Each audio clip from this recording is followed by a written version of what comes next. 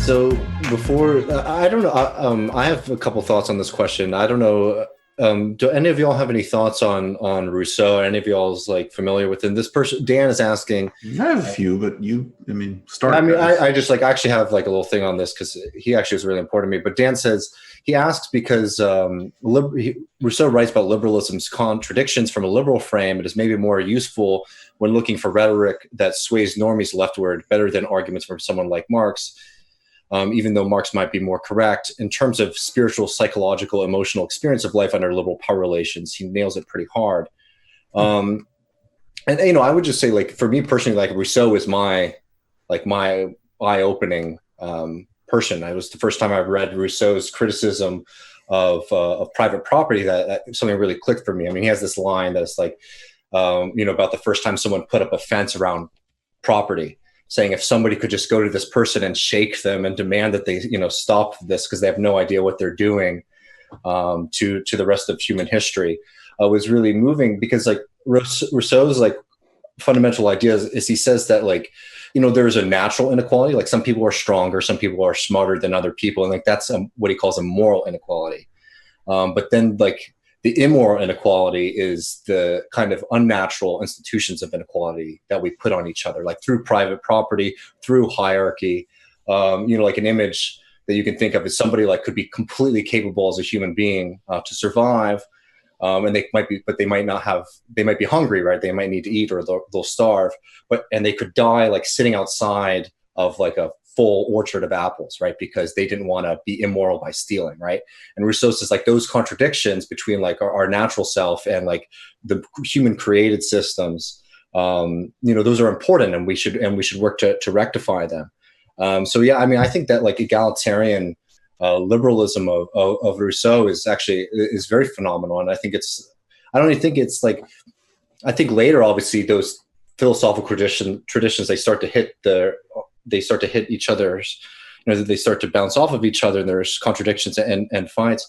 But it's like, like Marx was developing the same kind of answers to the questions Rousseau had, because it's like, you want to get rid of that. Like, does that mean making everybody equal, right? And Rousseau had a hard time trying to figure out that. And Marx actually, the Marx flip is great, right? He says, these contradictions in society are wrong, right? And what's the solution? From each according to their ability, to each according to their need.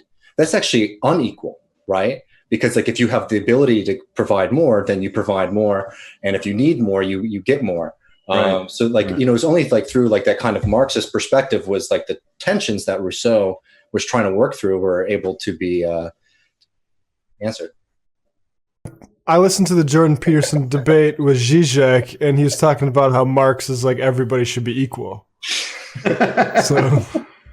It is amazing, and I've not read Rousseau nearly as much as you, but it's just incredible that when Peterson was first popping off, and it was just this, and you hear this from right-wing people all the time, that the left's whole project, like we're just like running around being like, I can't believe that one team gets a Super Bowl ring. That's horrible. Like participation medals, guys. Everybody should get the ring. Like that's just awful, or or that there's no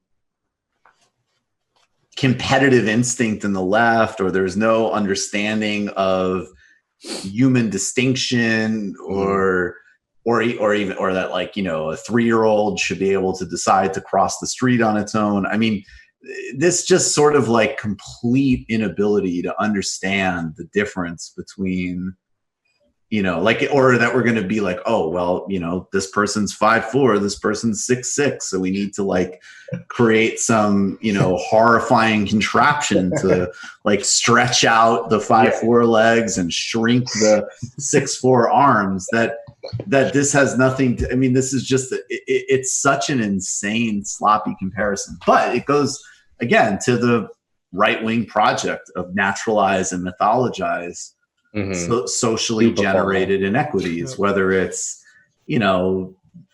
like literally inventing race so we can justify, systems of racism and slavery and imperialism or anything else. I caught the part about a better way to sell stuff to normies. And I want to just say too, I'm all about, the idea that left-wing politics shouldn't be weird and off-putting, and that a lot of politics in general is weird and off-putting to people. Mm-hmm.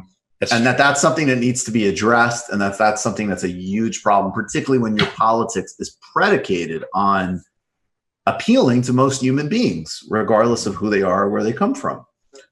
Maybe we need to have a little bit of actually good Obama rhetoric on this, frankly, but the definitely not policy, but rhetoric. But I think even just like, I think the goal is to sort of recognize that we're all in some areas normies, in some areas not. And even just that by creating, like, we need to stop thinking in such barrier terms, because it's like, yes, it's not normie that people are like as deep and passionate about politics as the people watching this right now or us. Right. And that's fine. That's no problem. And hopefully if we do it in the right way and we're appealing in the right way and we tell the right kind of stories, because I do think if you're talking about Thomas Sankara or, someone heroic like that, where you're explaining how people's lives could be better through different policies or ideas or whatever, I think that is actually something that you can migrate a lot of people through. Mm-hmm. But on the other hand, I think like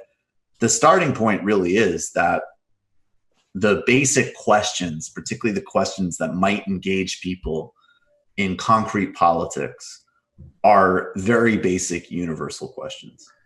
Do you need to work for a living? Do you like your situation? And even actually in American terms, frankly, in some ways, would you like more power and autonomy over your life?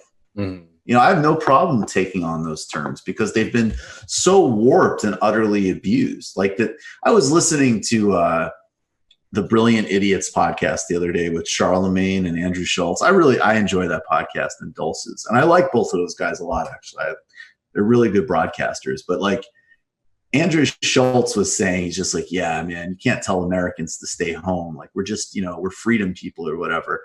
And I get part of what he's saying. I'm always trying to I'm doing a better job.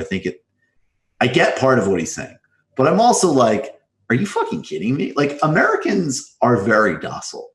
Like, the French are out in the streets it's actually serious what Macron is trying to do to them. But in comparison to us, it's like, take like one fewer of 6 lunch breaks a day. Mm-hmm. And they're out ready to paralyze every major medicine. I'm exaggerating, but like Americans, we just take it.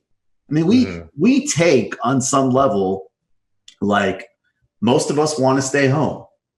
Well, the Democrats aren't going to create a social safety net, and the Republicans want to discipline, and most Democrats want to discipline and coerce labor. So we got to go back out. And a lot of people are so terrified that they accept it. Or they do, think to themselves, how can I as an individual agent escape this situation? And I think there's nothing wrong with saying, like, instead of the track of you're wrong to be interested in how you can use your individual agency to escape the situation, what you can do is think about the best means to actually achieve the autonomy and power that you want.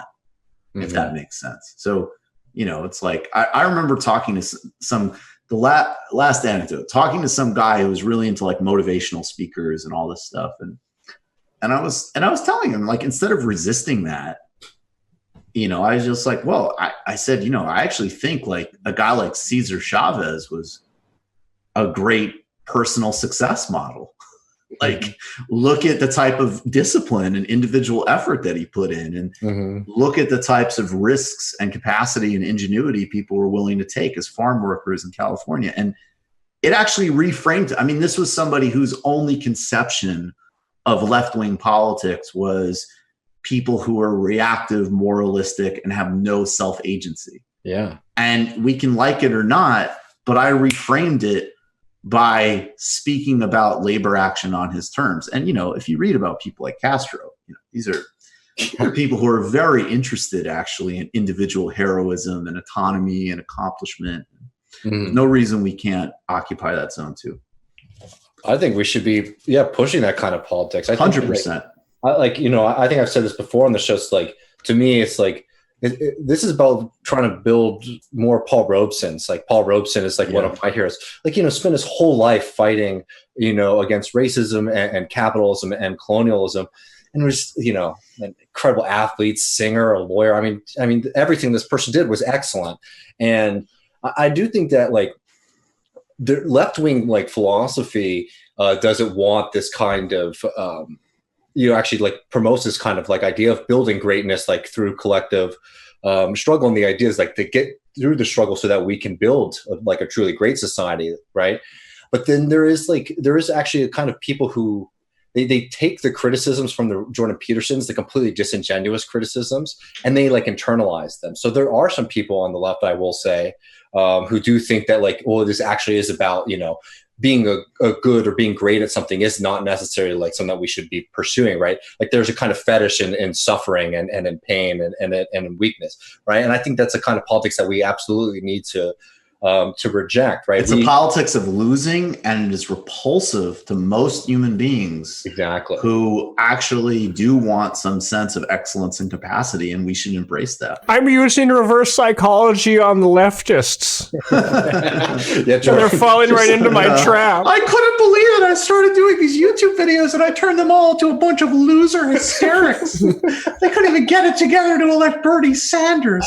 Ha ha ha. I'm going to take another tax break on my tax portfolio. I told them some absolute rubbish about Rousseau, and all of a sudden they're mad at people getting fit. Ha ha ha. What a bunch of fucking losers. You just watched a Michael Brooks show video. Subscribe to get them all. Why wouldn't you? Don't be foolish. Click subscribe below and become a patron as well. Patreon.com/TMBS. Thanks, everybody.